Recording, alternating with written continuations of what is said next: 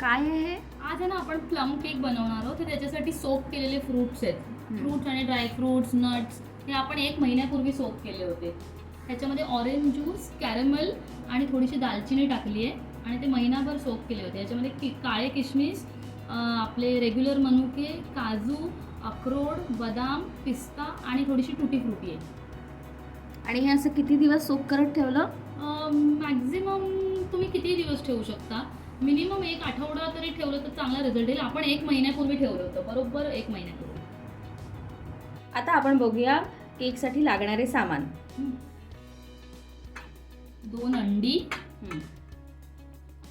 1 cup पिठी साखर, 1 cup पिठी साखर, याच्यातून आपण 1.5 कप मैदा घेणार आहोत, 1.5 कप मैदा, पाऊण कप तेल, पाऊण कप गोडं तेल, त्याच्यानंतर 1 tablespoon baking powder, 1 tablespoon baking powder, अर्धा टेबलस्पून बेकिंग सोडा अर्धा टेबलस्पून बेकिंग सोडा आणि 1 teaspoon vanilla essence. 1 teaspoon vanilla essence. आता आपण बघूया केक बनवण्यासाठी लागणारी भांडी.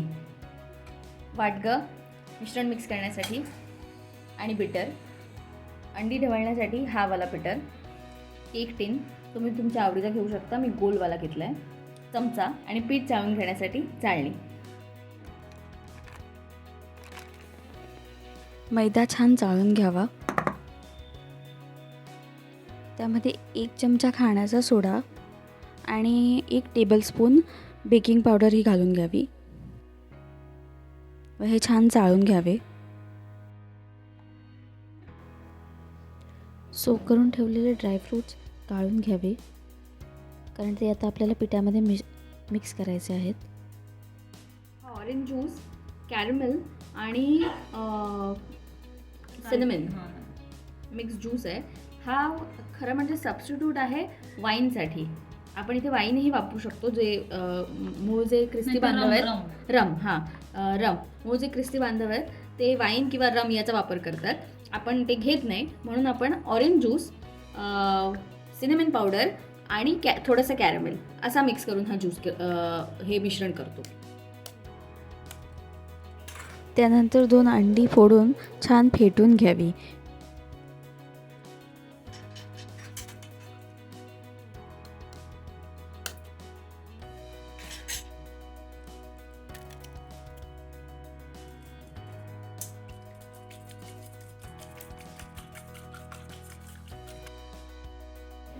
अंडी इतकी फेटावी की ती छान हलकी झाली पाहिजे, त्याच्यावर असे बुडबुडे आले पाहिजेत.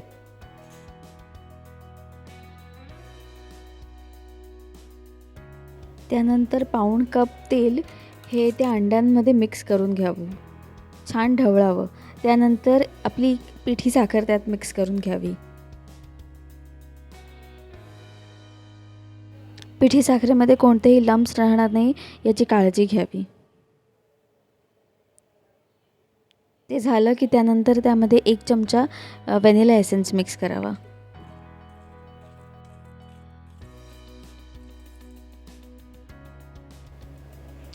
यानंतर या मिश्रणामध्ये आपली सुके इन्ग्रेडियंट्स ॲड करावे, ते म्हणजे पीठ.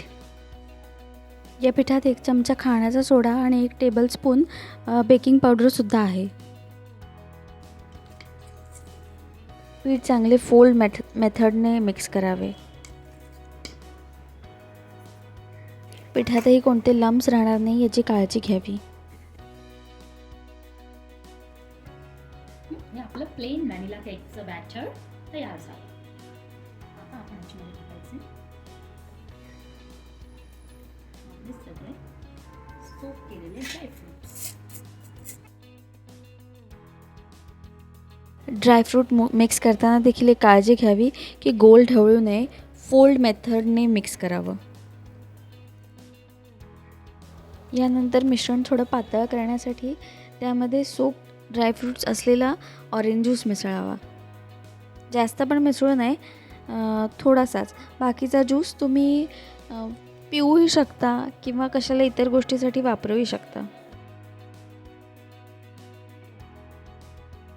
मिश्रण हे अशा कन्सिस्टन्सीचे असावे, यापेक्षा पातळ नाही. त्यानंतर टिनमध्ये बटर पेपर टाकून हे मिश्रण टिनमध्ये टाकून घ्यावे. टीन पूर्ण भरू नये. थोडी जागावरती शिल्लक ठेवावे. तुम्हाला आवडतील ते ड्रायफ्रूट्स कापून घ्यावे व नंतर ते केक बॅटरवर पसरवावे.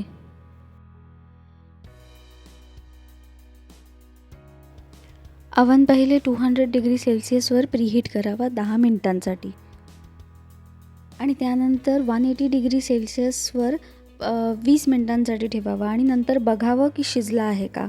नसेल शिजला तर अजून 15 ते 20 मिनिटांसाठी ठेवावा. मला एकूण 35 मिनिटे लागली होती.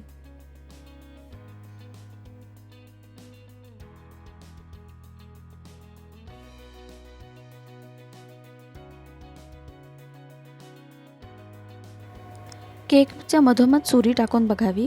जर सुरीला बॅटर येत नसेल तर केक शिजलेला आहे. केक थोडा थंड व्हायला द्यावा आणि नंतर त्याच्या बाजूने कडा काढाव्यात व एका ताटलीत काढून घ्यावा. चला तर मग अशा प्रकारे हा आपला प्लम केक रेडी आहे.